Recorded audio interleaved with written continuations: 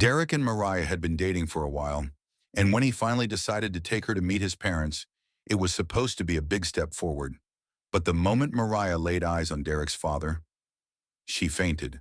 When she came to, Derek's mother wasted no time delivering a bombshell. Mariah had slept with his father. Not only that, but it was the very incident that had caused his last heart attack. She even revealed that she'd met Mariah at the hospital while checking on him. Meanwhile, across town, Rebecca's wedding day had turned into a nightmare. The police had shown up and arrested her fiancé, Eric. Her friend Cinta May rushed her to the station to find out why. The answer was worse than she expected. Eric had stolen money from his sugar mommy.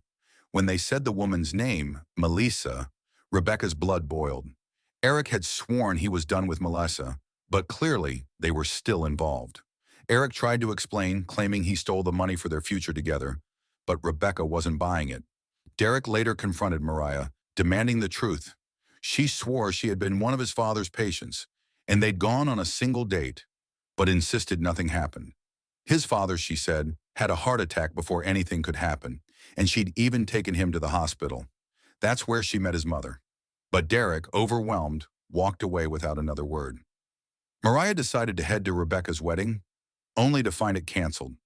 She called Sintami, who explained everything, including the fact that Rebecca's mother had shown up, and that Rebecca was in no mood to be around her.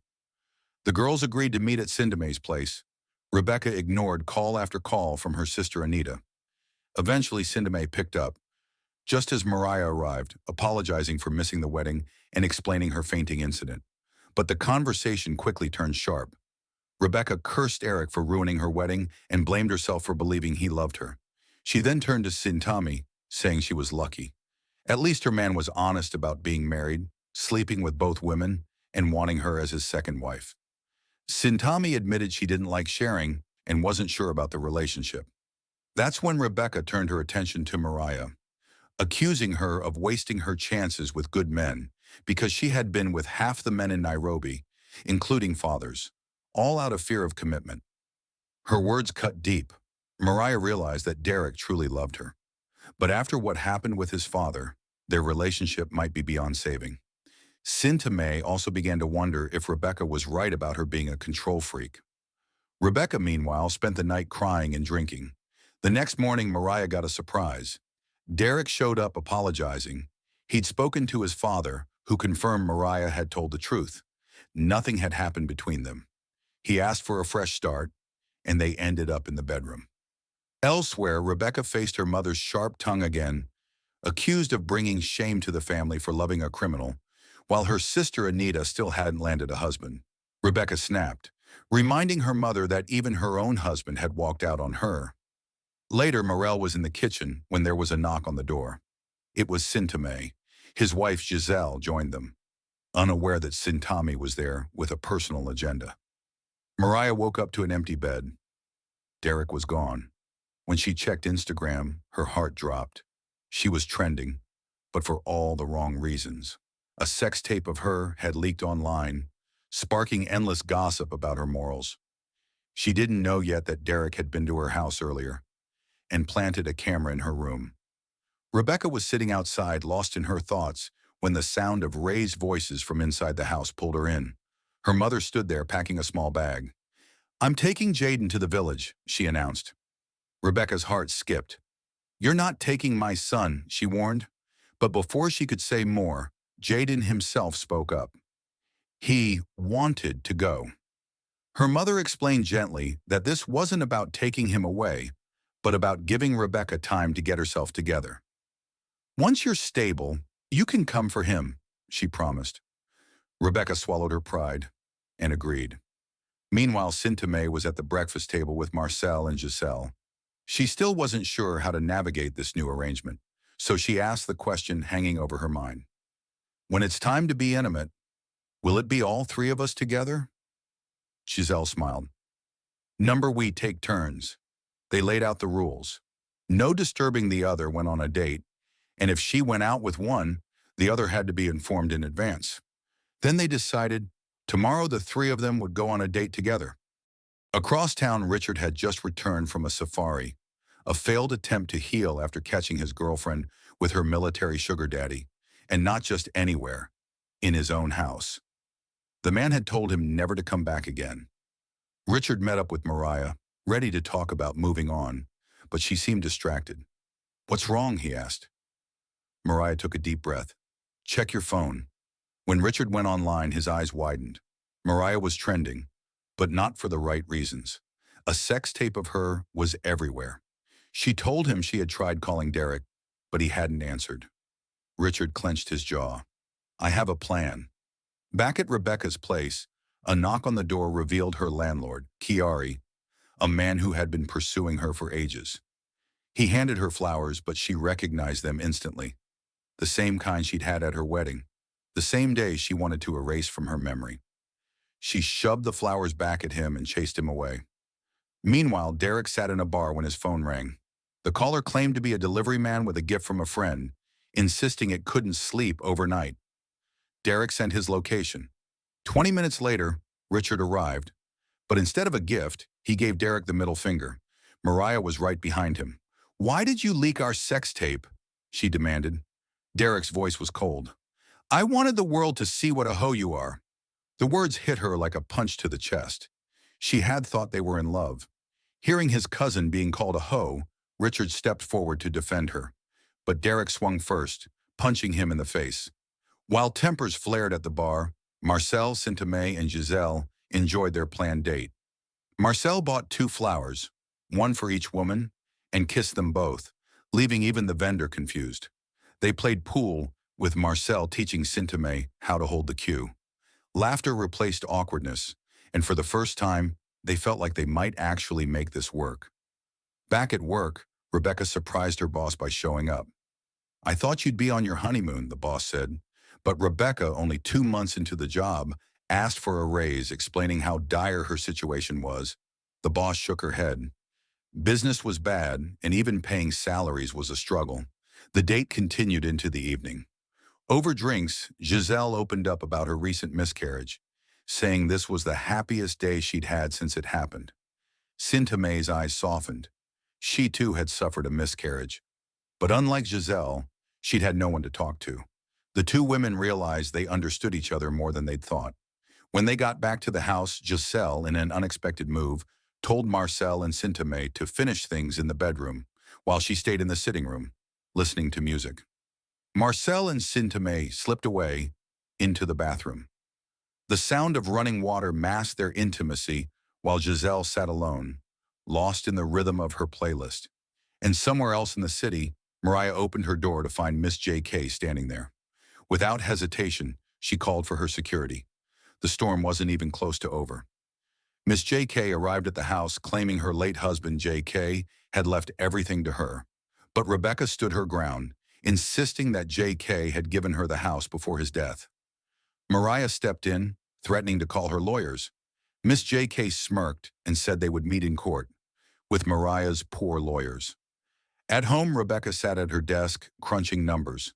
With her small salary and her scholarship now gone, she faced the harsh reality. She had to start paying her own school fees. Meanwhile, Sintame was settling into her new law firm. She handed out assignments to her staff, then passed Mariah's case against Miss J.K. to one of her trusted friends. Elsewhere, Richard was with his sugar mommy. She eyed him suspiciously, asking why he couldn't perform. He blamed it on his black eye, saying he'd gotten into a fight defending his cousin's honor. 3 men had jumped him, he claimed, but he'd still managed to beat them. The truth, however, was a little less heroic. His sugar mommy smiled and told him to relax. She could wait for him to get better. Back at the office, Sintame received a surprise delivery from Marcel, flowers and a necklace. Rebecca stepped into her boss's office and spotted a bundle of money lying outside the locked safe. Tempted, she decided to try her luck again, asking her boss for an advance. But once more, the answer was a firm no. As she left, a young woman named Shaw approached her, claiming she had a solution to Rebecca's financial struggles. Desperation made Rebecca listen. Shaw led her back to the safe, explaining her plan. They would steal the money. All Rebecca had to do was leave the back door open. She always had the key. The CCTV cameras weren't working, Shaw assured her. Rebecca refused to take part in a robbery. Elsewhere, Richard returned home and told Mariah that his thing wasn't working. She brushed it off, saying it didn't bother her. Her real concern was that JK's wife wanted to take the house. If she didn't act fast, they would end up on the streets again. Determined, Mariah went to see her lawyer, Sintame. During the mediation, both women presented their cases. The mediator ruled in Mariah's favor, confirming that the house was already transferred into her name. To celebrate, the ladies went out. While reminiscing, they realized they hadn't all been together in a long time, so they made plans to visit Rebecca the next day. Sintame left to meet Marcel, leaving Mariah at the bar. While sipping her drink, Mariah noticed an older man in her mirror. She approached him, but he seemed distracted, his eyes fixed on another woman with a curvy figure. Offended, Mariah walked away. Meanwhile, Rebecca was closing up her shop when her son called, teasing her about the bike she'd promised him. She told him she'd get it when he returned, but in truth, she had no money. The thought of Shah's proposal crept back into her mind. As she locked the door, she made her decision. Across town, Giselle and Marcel were enjoying a slow dance when a knock came at the door. It was Sintame. Giselle's heart sank, but she masked it with a warm smile. She complimented Sintame's necklace, only to learn it was from Marcel, along with red roses. Shocked, Giselle reminded Marcel they had agreed on yellow roses. Sintame casually added that she'd received both. Marcel stuttered, claiming there had been a mix-up and Giselle's gift would arrive tomorrow. Elsewhere, Mariah sat in a bar bathroom, her confidence shaken after an older man ignored her completely. Another woman walked in and mentioned the man preferred women with big curves. Mariah froze, wondering where she could get one. Later, Mariah and Sintame visited Rebecca. They caught up. Mariah praised Sintame for winning her case, while Sintame shared updates about her polyamorous relationship with Marcel. Then Mariah admitted she wanted money for a BBL. She felt her Mariah magic had faded. Her DMs were dry, especially after the leaked tape. Her friends reassured her that her magic was real because it was authentic. While they chatted, Rebecca's phone rang. Her boss was calling, but she ignored it. Meanwhile, Richard was alone in his room, desperate to solve his problem. He turned to porn, hoping it would wake things up, but nothing worked. Just then, Mariah returned home, and by pure bad luck, walked straight into his room. She froze at the sight of him. Later, Rebecca finally went to the office. Her boss was waiting, and she had only one question. Where had the money gone, since Rebecca had the keys? Rebecca stood frozen, insisting she had no idea who had taken the money. She swore the doors had been locked, but her boss wasn't convinced. An investigation would be launched, she said, and the thief would be found. Elsewhere, Marcel kissed his wife goodbye, saying it would be a long day at the office. Richard kept his black eye hidden as he called his sugar mommy. He assured her everything was fine, promising it was a one-time problem and would never happen again. She told him to be ready at 8 p.m. Later, as Richard watched TV, Mariah strolled in, showing off her new fake butt. She asked how she looked. He told her she looked good, and she headed back upstairs. When he changed the channel, an ad caught his attention. A local doctor claiming to cure erectile dysfunction. Marcel took Sintame out for lunch. As she spoke passionately about her work, he told her she was beautiful, amazing, and full of drive. At the store where Rebecca worked, Miss Charlotte walked in. Taking a phone call, she complained that the house owner had rejected every candidate the agency had sent, and they urgently needed a house manager. Rebecca offered to recommend someone, but Miss Charlotte snapped that she didn't know her and wouldn't take her suggestions. Instead, she left a card for the shop to call if there were offers. While Marcel and Sintame enjoyed lunch, Giselle was out for a walk and spotted them together. She immediately called Marcel. He lied, saying he was stuck at the office with too much work. Giselle told him she'd make his favorite dinner. Guilt finally ate away at Rebecca. She confessed the truth to her boss. The response was swift.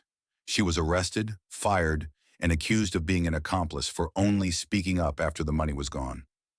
Desperate, Richard called the number from the ad and bought all the medication. Without thinking, he mixed it all together and drank it. Later, Marcel showed up at Sintame's office to spend the evening with her. Richard went to see his sugar mommy. At the same time, Mariah returned to the bar and saw the same older man who had ignored her before. This time he was interested. Back home, Giselle prepared dinner and waited. She called Marcel, but he didn't answer, so she tracked his location. Richard barely lasted 5 seconds with his sugar mommy before finishing. When he blamed it on his black eye again, she lost patience.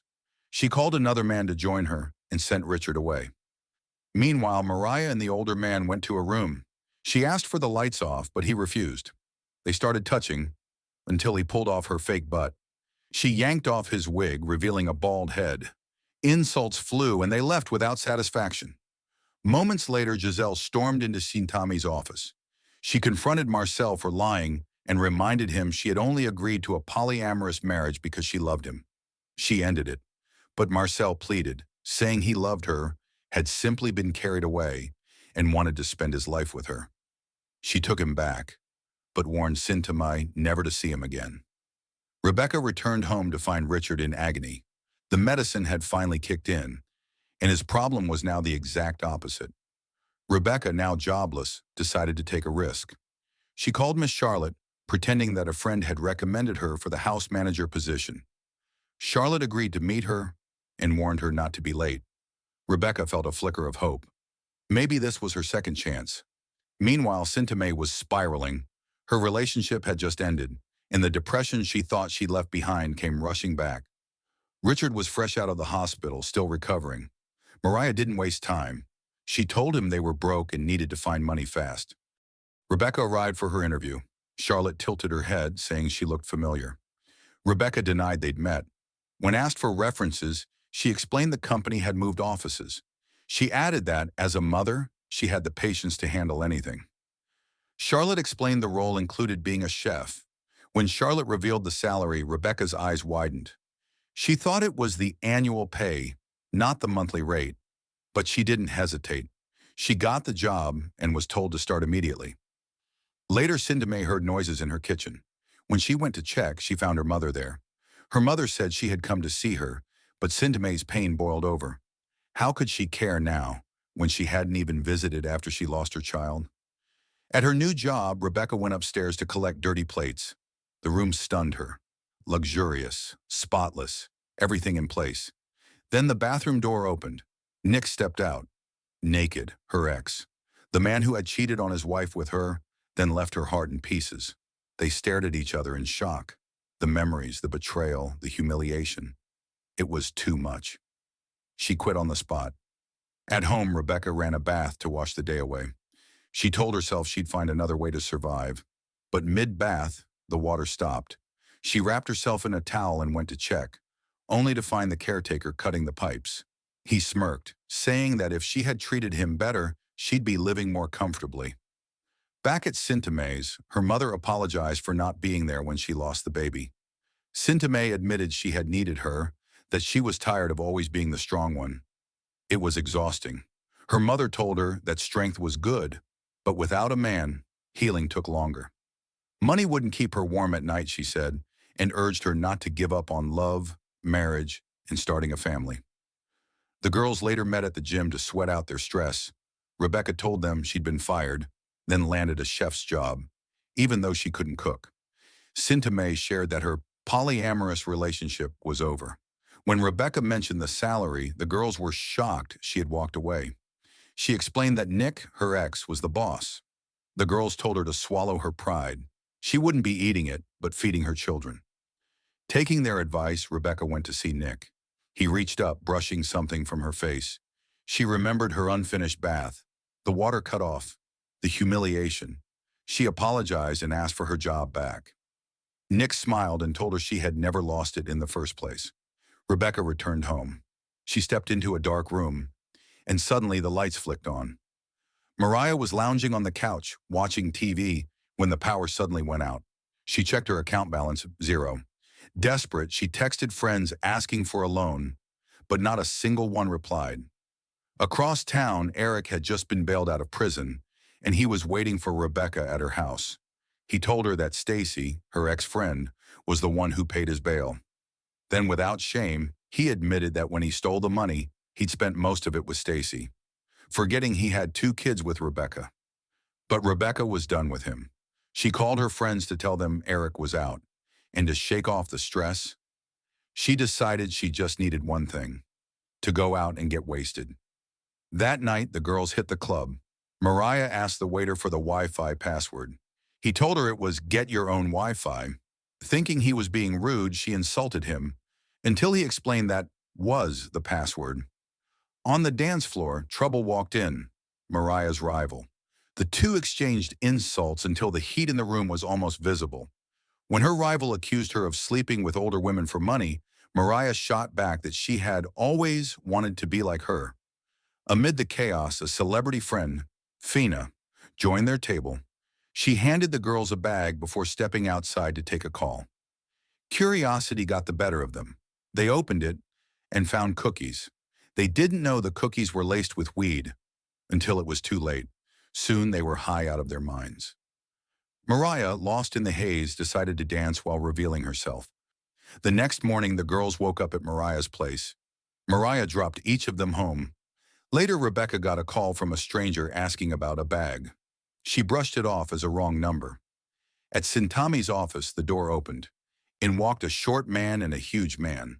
The short one, nicknamed Beast, pulled a gun and demanded to know where his bag was. Shaken, Sintame told the girls what happened. Rebecca then remembered the strange call she'd received. Fear began to set in. Beast went back to the club for answers, but the waiter told him the girls had left with the bag. Mariah tried calling Fina, but she didn't answer, and she didn't know her address. While in a parking lot, an Uber driver approached Sintami, saying he hadn't stopped thinking about her since she kissed him. That triggered a memory. After drinking, they'd taken an Uber to a rundown hotel to eat, and Sintami had kissed the driver. They went back to the hotel, but the owner recognized them instantly, and not in a good way. She said they had ordered almost everything on the menu the night before and hadn't paid. She chased them out in anger. Out of options, they headed to Mariah's place and froze. Beast was already there. Rebecca and Mariah laughed when they saw how small he was, until he cocked his gun. Silence. He told them they had two choices, return the bag or pay him $5 million. The girls insisted they didn't have the money. He tied them up and demanded answers. Moments later, Fina walked in. She remembered that Mariah had told her she'd put the bag in a safe spot at her house. She handed it over.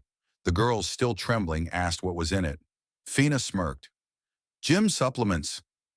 The girls realized they couldn't remember a thing after eating her cookies, because they had been laced with weed. Later that day, Mariah received an email about a job opportunity. A knock came at the door. She opened it, and a man spread his arms wide, saying they'd hooked up last night and that he was her husband-to-be. Mariah's jaw dropped. She slammed the door. Sintame was grabbing her morning coffee when Andy walked in. She quickly apologized for the way she had acted before, admitting she'd been in a bad place and should have reached out. She asked if they could meet for coffee to clear the air. Andy refused. That's when his wife, Hot, walked in. Meanwhile, Richard was watching something on his laptop when Mariah walked in to get him for breakfast. She took the laptop and froze. He was watching animal porn. Richard quickly defended himself, claiming he was doing research. Elsewhere, Rebecca was at work when she heard moaning from upstairs. Curious, she followed the sound and found Nick in bed with his girlfriend. Mariah confronted Richard, telling him he needed professional help for his porn addiction. She decided to get him into a rehab center. Right then, her phone buzzed. She'd been booked to host an event. At work, Rebecca was rummaging through the fridge when she turned to find Nick standing close behind her. He leaned in, pinning her lightly against the fridge. His hands rose toward her face, and then suddenly he opened the fridge door. He asked if she'd enjoyed watching him earlier. Rebecca told him she'd been down that road before and wasn't stupid enough to sleep with a married man again. Nick shot back that she had no right to judge him, but then apologized for how he'd treated her in the past. He said he wasn't the same man anymore. He'd changed. Richard's first day at the rehab center for sex addicts was eye-opening. Biggie went first, admitting he liked older women, 70 and above, and lately had been falling for women in their 80s. Next was Charlo, whose problem was public masturbation, confessing there was a time he was almost beaten for doing it on the road. Then came Samson, who revealed he was addicted to sleeping with his cousins, until he was banned from family gatherings. The addiction had even cost him his girlfriend. When it was Richard's turn, he froze, shy and ready to walk out. But the group encouraged him. Nervously, he admitted he was addicted to porn. Back at Nick's place, Rebecca was about to leave when his girlfriend walked in, asking where he was. Rebecca told her he'd gone to see his wife and child. Furious, the girlfriend told Rebecca to tell Nick their relationship was over. It was his girlfriend ending their relationship. Furious, he blamed Rebecca for ruining everything. But Rebecca stood her ground, saying all she'd done was tell the truth. That's when Nick revealed a twist. He didn't have a wife or child. The woman Rebecca thought was his wife was actually his ex, and the child wasn't his. When he found out, she'd moved to the UK. Later, Richard went to the mall. The moment he spotted Samson, he ducked into the women's adult toy section to hide. But Samson still found him and invited him over to his place to play PlayStation. At Samson's house, Richard settled in for PlayStation. When Samson's mother walked in with juice, Richard was instantly smitten, eyes locked on her. Back at Samson's, Richard asked where the bathroom was. After finishing, he turned to zip up, only to realize he wasn't in Samson's bathroom, but at her mother's. Samson's mother stood in the doorway, smiling.